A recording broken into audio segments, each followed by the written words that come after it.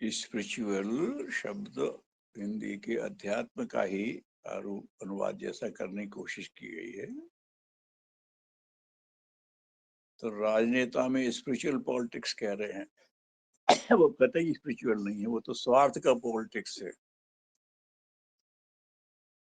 ना। गंगा गए तो गंगादास, जमुना गए तो यमुनादास। मंदिर मस्जिद गुरुद्वारे में जाने लगते हैं लोग, तो ये लोगों को भ्रमित करने की कोशिश करते हैं। स्पिरिचुअलिटी कहाँ है? बिल्कुल नहीं है, विशुद्ध स्वार्थ है, विशुद्ध स्वार्थ प्रेरित कर्म है। अगर उनके अंदर होता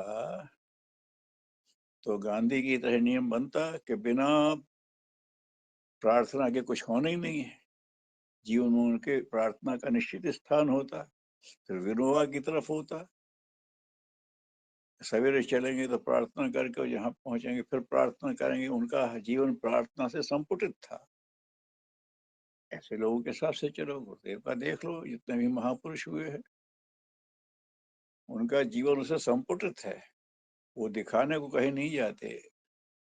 मेरा मंदिर मंदिर जाती है दिखाने के लिए नहीं कि मैं आस्तिक हूँ। वो तो है, वो तो जहाँ बैठ जाती है एक भजन गाती है वो आस्तिकता का वातावरण बन जाता है। और कबीर को तो ना मंदिर में घुसने दिया जाता था ना मस्जिद में, बेचारे। तो आध्यात्मिक थे वो, और उनकी आध्यात्म की वजह से उनकी ऊंचाइयां बढ़ती चली गई। तो अध्यात्म होगा तो व्यक्तित्व निखरेगा।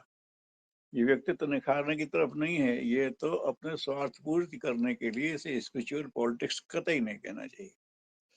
हाँ, उनके राजनीतिक लोगों के जीवन में अध्यात्म आएगा तो फिर वो बाहर के आधार पे है, उनकी आत्मा परिष्कृत होगी। अध्यात्म से आत्मा परिष्कृत होती है और व्यापक होती है। अपनी आत्मा को सब जगह देखते हैं।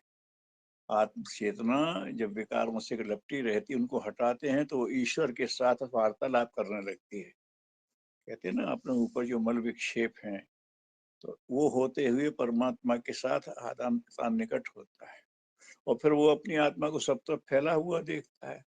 अगर अध्यात्म के लोग राजनीति करें, अध्यात्म जिनमें आ गया है वो राजनीति करेंगे, तो वो वास्तव में ही राज की एक नीति होगी। आजकल तो कहते हैं राजनीति मत करो, मतलब कुटिलता करने को राजनीति कह रहे हैं।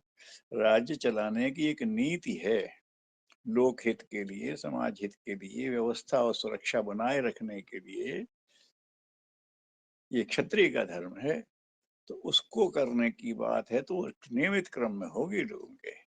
फिर वो पद की तरफ नहीं भागेंगे, वो जहां है उसी स्थिति में फिर वो काम शुरू कर देंगे और सफल भी होंगे, है ना। जिसको पद मिला तो अभी ठीक है। अगर जयप्रकाश नारायण जी को उन्होंने पद से दूर रहे तो उन्होंने क्या काम नहीं किया? काम करके दिखाया जितना उनको करना था। विनोबा पद से दूर रहे तो क्या मतलब हुआ ना। तो अगर ये नेताओं में, राजनेताओं में भी और समाज के नेताओं में भी और धार्मिक नेताओं में, धार्मिक नेताओं में धर्म का दिखावा ज्यादा है, अध्यात्म कम है। अगर उनमें अध्यात्म आ जाएगा तो उनका जीवन भी सादा जीवन, उच्च विचार ब्राह्मण के उसमें चला जाएगा।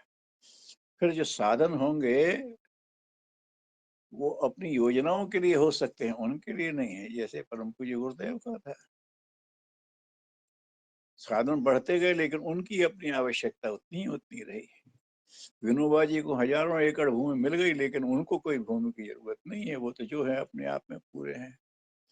तो इस तरह से राज अध्यात्म जितना जीवन में जाएगा, राजनीति वालों में जाए, अर्थनीति वालों में जाए, समाज नीति में जाने जाए, वो अपने कौशल का सही सही लाभ जनता को भी दे पाएंगे और फिर अपने जीवन को भी भटकने से बचा पाएंगे, सही दिशा में चला पाएंगे।